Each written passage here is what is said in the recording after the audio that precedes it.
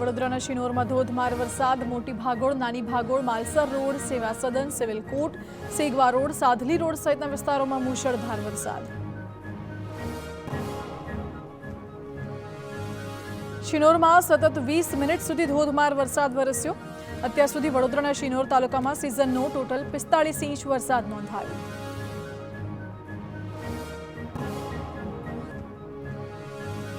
નર્મદા જિલ્લાના કેવડિયા વિસ્તારમાં ફરી વરસાદનું આગમન. આકાશમાં કાળા ડિબાંગ વાદળો સાથે ધોધમાર વરસાદ.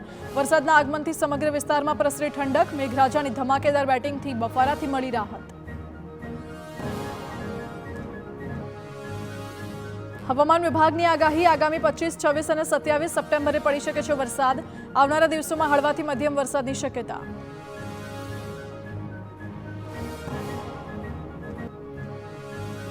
દક્ષિણ ગુજરાતમાં ભારે વરસાદની આગાહી. નવસારી, વલસાડ, દમણ, દાદરાનગર હવેલીમાં ભારે વરસાદની શક્યતા. હવામાન વિભાગની વકી.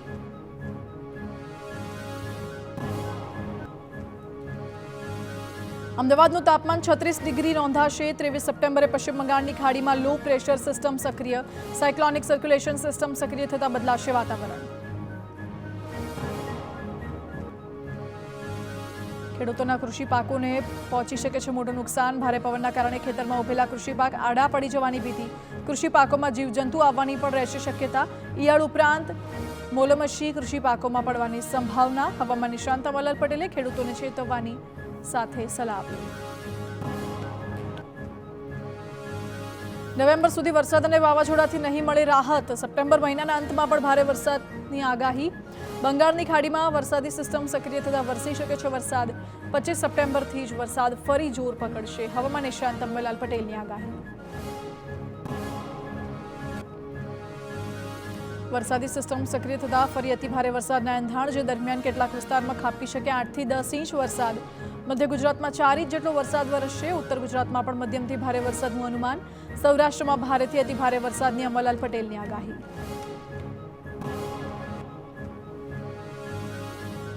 નવરાત્રિની શરૂઆતે વરસાદ ખેલૈયાઓની મજા બગાડે તેવા એંધાણ. 25 સપ્ટેમ્બરથી જોર પકડતા વરસાદની અસર રહેશે 3 ઓક્ટોબર સુધી. જેના કારણે નવરાત્રિના શરૂઆતના નોરતામાં વરસાદ વિઘ્ન સર્જી શકે છે. અંબાલાલ પટેલની આગાહીએ વધારી ખેલૈયાઓની ચિંતા.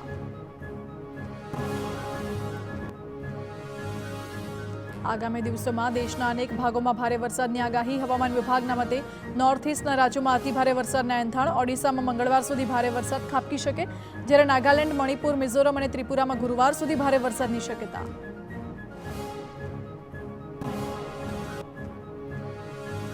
સરદાર સરોવર ડેમની જળ સપાટી સ્થિર. ઉપરવાસમાંથી પાણીની આવક ઘટતા 69,000 ક્યુસેક પાણીની આવક નોંધાઈ. નર્મદા ડેમનો એક દરવાજો ખોલી આવક જેટલું 69,000 ક્યુસેક પાણી છોડાયું.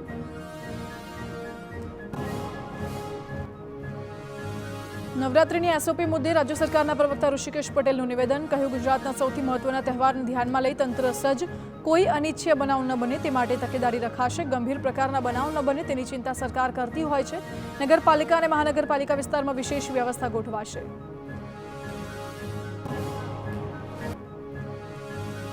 રાજ્યમાં ગરબાના મોટા આયોજનોના સ્થળે આરોગ્યની ટીમો રહેશે તૈનાત. 108 સહિત તબીબો અને મેડિકલ ટીમો ખડે પગે રહેશે. આરોગ્ય વિભાગ અને રાજ્ય સરકાર બંને નવરાત્રિને લઈ સજાગ હોવાનું ઋષિકેશ પટેલનું નિવેદન. રાજકોટ અગ્નિકાંડ બાદ નવરાત્રિના નિયમો કડક બનાવાયા. ખાનગી ગરબા આયોજકો માટે અલગ અલગ નિયમોનો ઉમેરો કરાયો. ખાનગી ગરબા આયોજકોએ રજૂ કરવા પડશે સોગંદનામા. જેમાં માર્ગ અને મકાન વિભાગ પાસેથી સ્ટ્રક્ચર સ્ટેબિલિટી સર્ટિફિકેટ, ફાયર સુવિધા તેમજ ઇલેક્ટ્રિક સાધનોના પ્રમાણપત્રો રજૂ કરવાના રહેશે.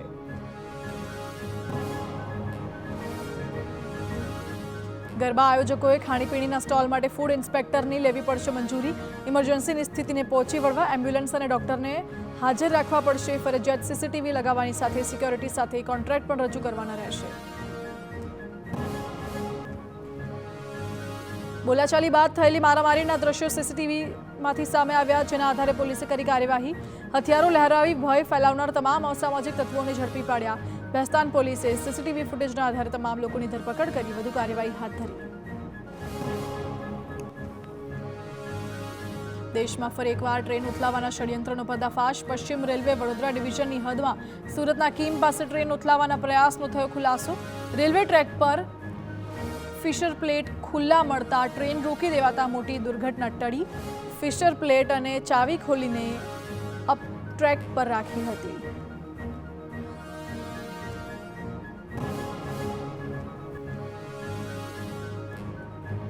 જો કે પાયલટની સમજ સૂચકતાના કારણે અને સતર્કતાના કારણે મોટી દુર્ઘટના ટળી। અજાણ્યા વ્યક્તિએ ફિશ પ્લેટ અને ચાવી ખોલીને અપની લાઇન પર રાખી દીધી હતી, જેની જાણ થતાની સાથે જ ટ્રેનનું આગમન રોકવામાં આવ્યું। રેલવે પોલીસ સહિતના સંબંધિત વિભાગોને જાણ થતાં ઘટના સ્થળે અધિકારીઓ દોડી આવ્યા। દેશમાં છેલ્લા કેટલાક સમયથી ટ્રેન ઉથલાવવાના ષડયંત્રોમાં વધારો। સુરતના કીમ પાસે બનેલી ઘટનાની રેલવે વિભાગે ગંભીર નોંધ લીધી। રેલવે ટ્રેક પર સેવા પૂર્વવત કરાઈ, સઘન તપાસ શરૂ કરાઈ। રેલવે ટ્રેક સાથે છેડછાડ કરનાર અજાણ્યા શખ્સોને ઝડપવા પોલીસ સહિતના વિભાગોએ તજવીજ હાથ ધરી।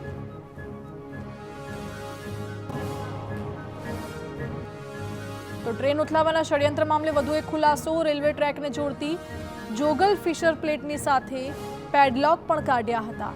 1 કિલોમીટર જેટલા વિસ્તારમાં રેલવે ટ્રેક પરથી લોખંડના 71 પેડલોક કાઢી નખાયા હતા। રેલવે સુરક્ષા ફોર્સે ટ્રેનો અટકાવી દુર્ઘટના બનતા અટકાવી। સુરત ગ્રામ્ય પોલીસના અધિકારીઓએ પહોંચી તપાસ હાથ ધરી। બનાસકાંઠામાં ખેમાણા ટોલ પ્લાઝા પર કારમાં એકાએક લાગી આગ। જોતજોતામાં સમગ્ર કાર આગની ચપેટમાં આવી જતા ટોલ પ્લાઝાના કર્મચારીઓ દોડતા થયા। ફાયર વિભાગે તેમજ કર્મચારીઓએ ત્વરિત આગ પર કાબુ મેળવ્યો। જો કે આગ પ્રસરવાના કારણે કારને મોટું નુકસાન થયું। મહેસાણામાં કડીના રાજપુરમાં લાલ પાણીના કારણે રોગચાળો વકર્યો। બોરમાંથી આવતા કેમિકલયુક્ત લાલ પાણીના કારણે રાજપુર પ્રાથમિક આરોગ્ય કેન્દ્રમાં દર્દીઓનો ધસારો। રોજ 20 જેટલા કેસ પાણીજન્ય રોગના, જ્યારે ચામડીના રોગના દર્દીઓ વધ્યા। આરોગ્ય વિભાગે પાણીના સેમ્પલ લઈ હાથ ધરી તપાસ।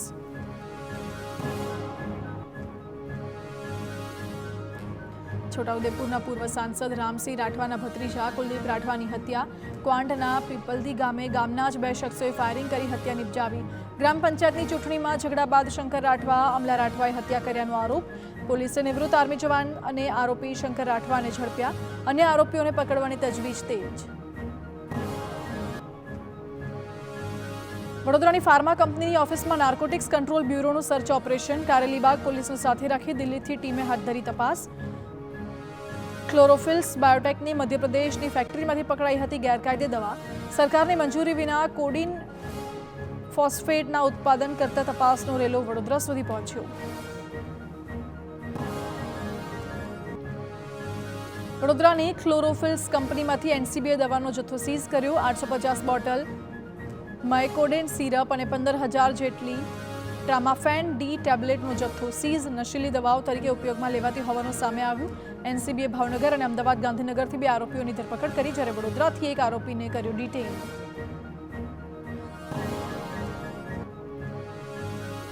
તિરુપતિ બાલાજી મંદિર પ્રસાદનો વિવાદ અમદાવાદ સુધી પહોંચ્યો। પ્રસાદમાં અમૂલનું ઘી સપ્લાય થતું હોવાની અફવાને લઈને ફરિયાદ। પ્રસાદ વિવાદમાં ખોટા સમાચાર ફેલાવી અમૂલની પ્રતિષ્ઠાને અમૂલ નુકસાન પહોંચાડવા અંગે ફરિયાદ નોંધાઈ। અમદાવાદ સાયબર ક્રાઇમ બ્રાન્ચમાં અમૂલ ફેડરેશને નોંધાવી ફરિયાદ।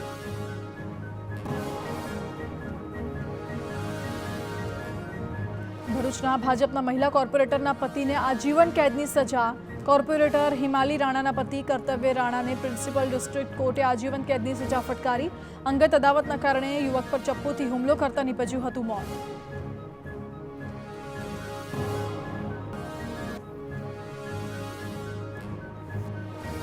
જામનગર શહેરના પૂરગ્રસ્ત વિસ્તારોમાં સરકારે ચૂકવી સહાય। 60,000થી વધુ લોકોને રાહત કેશ ડોલ તેમજ 32,000થી વધુ પરિવારને ઘરવખરી સહાય ચૂકવાઈ। 20 કરોડથી વધુની સહાય રાજ્ય સરકારે ચૂકવી। લાભાર્થીઓના ખાતામાં પણ સહાય જમા કરાવાઈ। રાજકોટના વોર્ડ નંબર 4ના ભાજપના ગ્રુપમાં મુકાયા અશ્લીલ ફોટો। ભાજપ કાર્યકર મનીષ પરસાણાના ફોનમાંથી વિવિધ ફોટો ગ્રુપમાં મુકાતા કાર્યકરો ક્ષોભજનક પરિસ્થિતિમાં મુકાયા। મેયર નયના પેઢડિયા સહિતના મહિલા કાર્યકરો પણ ગ્રુપમાં સામેલ છે। ભારે વિરોધ થતા ભાજપ કાર્યકરે પોતાનો ફોન અન્ય પાસે હોવાની કરી વાત। આણંદમાં પાલિકા પ્રમુખ અને ધારાસભ્ય વિરુદ્ધ પત્રિકાઓ થઈ ફરતી। ધારાસભ્ય અને પાલિકા પ્રમુખ સામે ગંભીર આક્ષેપો સાથે બંને લોકો નગરને ડૂબાડશે તેવા લખાણવાળી પત્રિકા વાયરલ। પત્રિકામાં કરાયેલા આરોપોને લઈ આણંદ શહેરના રાજકારણમાં ગરમાવો।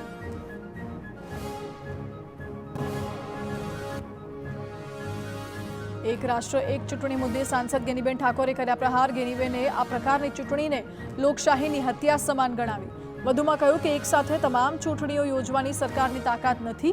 ભાજપ હારતું દેખાય છે એટલે પ્રયાસ કરી રહી છે, જે ઠરાવનો લોકસભામાં વિપક્ષ વિરોધ કરશે. અમરેલીમાં ભાજપ નેતાએ ખનીજ ચોરી અને દારૂના વેપલાની પોલ ખોલી. વિપુલ દુધાતે ખનીજ ચોરી અને દારૂ અંગે સાંસદને લખ્યો હતો પત્ર, જે બાદ ક્રાકચ લીલિયા રોડ ઉપર વિપુલ દુધાતે રેતી ભરેલું ડમ્પર ઝડપ્યું. મામલતદાર અને ખાણ ખનીજ વિભાગને પણ સ્થળ પર બોલાવ્યા. ઉપરાંત સરકારને બદનામ કરવાનું ષડયંત્ર જણાવ્યું.